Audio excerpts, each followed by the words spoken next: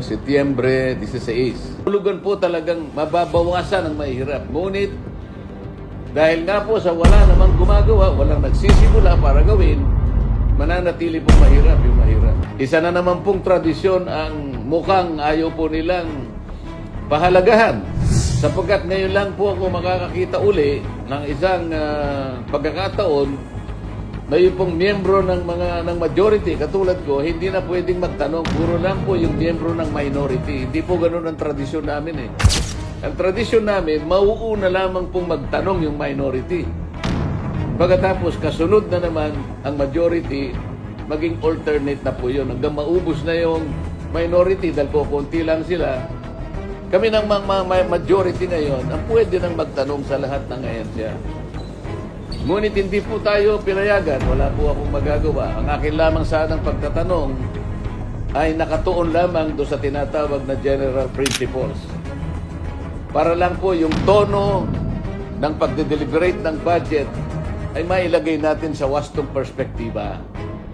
Ngunit kagaya nga po ng aking ipinaliliwanag, ayaw na po nila kaming magtanong sapagkat ang tangi nilang layunin ay tapusin kagad ang deliberation ng budget sa plenaryo sa lalong madaling panahon. Ako po'y nalulungkot sapagkat hindi po mabilisan ang pinag-uusapan natin. Ang pinag-uusapan natin, makilala natin, makilatis natin, maintindihan natin, maipaliwanag natin sa mga tao na sila yung benepisyaryo nitong isang napakalaking cheque na ito na ang kanyang katapat na halaga ay 6.325 trillion. Saan gagamitin ang cheque ito? Kailangan kasing masagot ng diretsahan at ng walang pag-aalinlangan. Diyan sa budget, isang checking napakalaki ang halaga. Ilang kababayan nating mahihirap ang mababawas natin sa kanilang bilang. Yung sana ang kailangang masagot dito sa bawat budget na inilalatag natin taon-taon, nasisiguro sana natin na meron tayong napapag-graduate sa kahirapan ng mga kababayan natin hanggang sila ay maubos. So kung gagayahin natin ang China, isang taon lang dapat nag-graduate na lahat sa kahirapan ng ating mamamayan. Ito yung gusto ko sanang masiguro.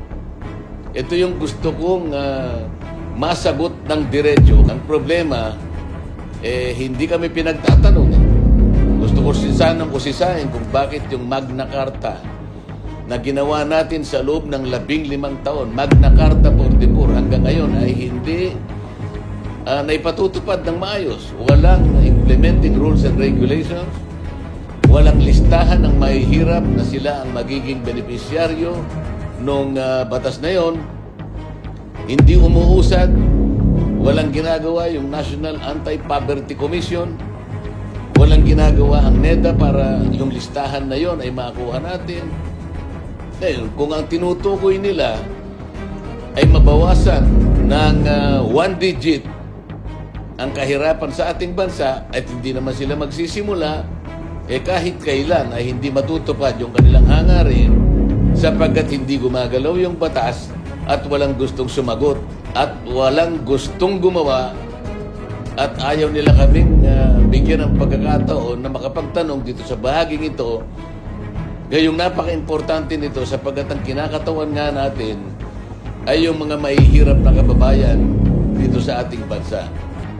Maraming salamat po at manatili tayong malakas, matatag ang pananampalataya, paniwala sa Diyos na kahit ano pong mangyari, huwag tayong kakala, silaban po natin ang katwiran. Salamat po.